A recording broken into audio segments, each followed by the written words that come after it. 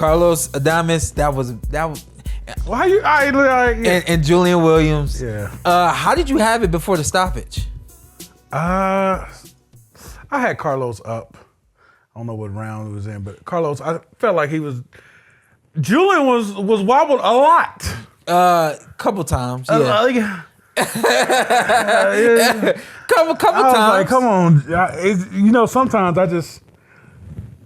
Ever since I think who rocked him that time, Charlo. Ever since that, it's like, man. That's how it goes. After you take a big shot like that, that's how it goes. Your punch resistance is low. Before that Charlo fight's 50-50, Shawn.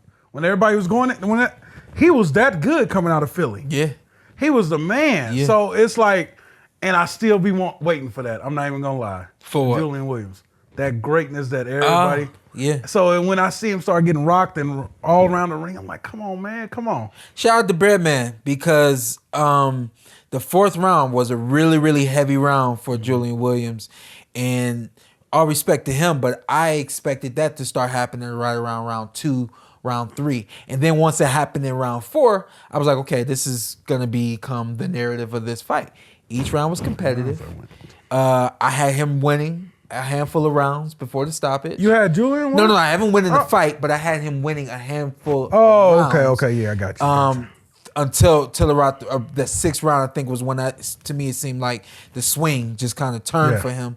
But I think that, again, shout out to Brenagh because you talk about another coach who's able to game plan and be very strategical. What you may not know about Julian is he didn't work with Brenagh for a good 2 or 3 or give or take fights. And they came up together, right? And they came up together. That was like his baby. For the sake of words, yeah. For the sake of words, definitely in the fight game. Yeah. So when you go back to your original coach, you're going back to someone that not only knows you, but also knows how to game plan and be strategical, especially in a fight that needs just that, because you got a heavy-handed fighter who can switch fight from both sides, fights in spurts. You don't know when these spurts are coming, and then there's storms you got to weather each and every round, which is what the fight ended up becoming. And I thought that it made it went as far as it went because of Brenagh. Yeah, Brenagh is he's something in that corner. Not to say that Julian can't box on his own, but I think that with him having the strategy that he had, you talked about him being wobbled a handful of times, but along with him being wobbled, he was able to block, leave a lot of shots. That last round when he got stopped, my man was taking steps back and still moving and slipping. I mean, he was cognizant. He was there, and I go ahead and say what you gotta say because I analyzed the stoppage, but go ahead. I'm just saying, you were saying how Brenagh helps him and that you can see Brenagh work. Yeah. Brenagh came up with him. He knows how to get stuff out of that kid. And he just knows him. That's his trainer. Yeah. Like sometimes you just don't need, y'all just went down. Come back up. Look at Brenagh working with Caleb. I didn't think that was a bad he did. You seen what happened with Anthony Darrell. Yeah. And then we moved forward and it was really good, close, competitive fight until it wasn't. Until it wasn't, can't really identify when, but that's strategy, that's game plan, Brenagh is definitely one of the ones. Oh yeah, for sure. For sure. Brenagh is gonna look after you. I remember looking at him during that Caleb Plant fight, and he's standing up with the towel in his hand. He's being very analytical and trying to make a sound decision, and he let the fight end. And I thought that was a good decision, but at some points he was like, Let me look after my fight. I seen trees. Huh? That's not Richardson. Oh yeah. You could see it. I not seen Richardson tree. Yep. You could see it in him, but Julian. But the stop is Shawn. He was throwing a punch, and the ref stepped in the middle. Oh man. I'm hitting you. This punch gonna land on somebody. Like, bro, I'm throwing a punch. I'm throwing a punch. I'm throwing a punch. I ain't getting punched. I'm throwing a punch. Let me fight, bro. Mark Nelson is a good referee. Hey, these are like all these mess ups been Hall of Fame refs. But go back and watch him, and again, like this separation of it's just this. What is that? What's that saying? The 3 degrees of separation. Separation, yep. Right, it's 3 degrees. 6. I should have just asked you. Right. But the 3 degrees is. You think I'm stupid? All right. I do. Right. But when you look at like I always talk about how judges should not be watching previous fights before they judge a fight. Sure enough. But as a ref, you need to know the history of the fighters that you are refereeing. Yeah. You need to know if somebody hits low. You need to know if somebody grabs a lie. You need to know if somebody's holding a lie, if somebody's throwing intentional headbutts and intentional low blows. You need to know all of these things. So when you take a look at Julian Williams' history, you see knockouts. You see some devastating punishment. You know what I mean? And so not that he was waiting on this moment, and not to justify Tony Weeks at all. But like I said about Tony Weeks, those subliminal messages before that fight. Hey man, this guy 40 years old. Make sure you Las Vegas, we can't have this on our head. You know what I mean? And it's like when he thought he saw a moment coming, he jumps in there. Now I analyzed this one. Okay, what you do? Because Mark Nelson is a great referee. Slow-mo'd it? I just slow-mo nothing. I don't slow-mo. Okay. I don't do slow-mo. But he started really looking at J-Rock around 60 seconds left for that fight. And you go back and you watch, he's attentive with everything that he's doing. Okay. He's looking into J-Rock's eyes. He's watching the fight and how it's playing out. And at 55 seconds, he almost steps in and stops the fight. He jumps like he's gonna do something. But then he sees J-Rock respond and he's like, hey, I gotta step back.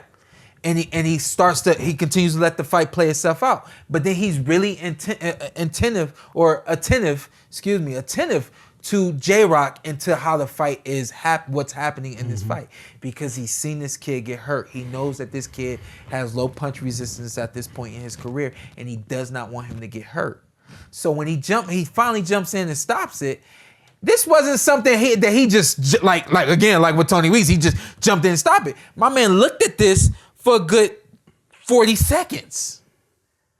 And you just seen his eyes on Julian? I see him, he's watching the entire fight. Okay. Not just on Julian, but he's watching the entire fight. He's in position. He's waiting to see if this moment has to happen. I need to be there to save this kid. I need to be there for him. You know what I mean? And so I just, number one, and again, like this is not bias on my side, on my behalf at all, but Mark Nelson is a really good referee. Yeah. That's number one. Number two, when you can look at a ref and you can see that he's being responsible like that, he's doing his job. Which means when he jumps in the ring, when he jumps in between them and he stops the fight, this ain't no Tony Weeks, what are you doing type stuff. This was 20 to 30 to 40 seconds of me analyzing this fight and this fighter and what I'm seeing, what needs to happen here. So whether or not Julian could have continued is one thing. But if he continues and it gets even worse, who's going to be to blame? So all the stoppages, just the one you like, I'll take it. Yeah, how many stoppages is it? I mean, we got Rolly. Yeah, I know. I think we had there was one. There was another one after that. Everybody, we was like, I don't remember, but yeah. I looked at it. I said, and I understand, Breadman, 100%. Like you can't take it from my fighter. But if you seen him wobbly and you sitting at home on TV seeing him wobbly, what is the ref seeing out of him? And rounds previous to that. Yeah, as Breadman, like we said, they go back. They came up together. That was a lot of love and passion when he got up there. 100%. I seen him throw the bottle. 100%. He was fighting for his guy because he know that like could have been the last time I see my guy in this ring. But also the game plan. When this kid comes at us, because you can see that, or at least to me, this is what it looked like the game plan was. When he's coming on us, when he starts to bring that spurt, block, cover yourself, be defensive, and take care of yourself. In that moment, Breadman, I know what you're doing. Yeah, exactly. Yeah. I know what you're doing. But it was like spurt after spurt after spurt. He's not backing up. That fourth round, don't forget that fourth round happened. That fourth round was relatively bad too. Yeah. And I looked at Mark, and Mark thought about it, but Mark made a sound decision. I see the same thing again about 5 rounds later. About 5 rounds later, I have to do something at this point. You know what I mean? So I'm trying to justify it. I do understand it to a degree, but the biggest degree is if I allow this fight to continue, what's this kid gonna look like in 6 months, in a year, in 2 years, in 3 years? I can't have that, you know. And just a veteran ref trying to be responsible. Yeah.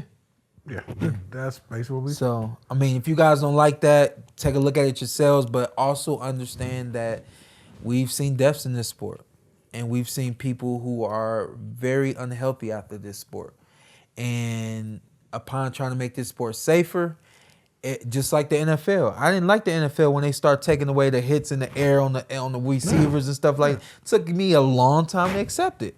But now I completely understand it. It's something, the worst could happen.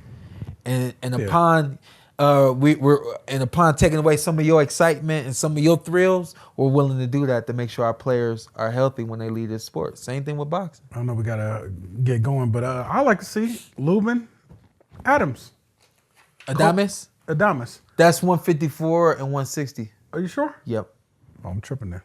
Ooh, I don't know how I like Lucy Lubin in. Now I'm confused. Yeah. Lubin did say he'll go down though. Did he? Yeah. Yeah, he said 154. That's what got me in it. Yeah, he did say after the fight, I'll go to 154. Lubin is at 54. Okay, and 162. Oh, okay. So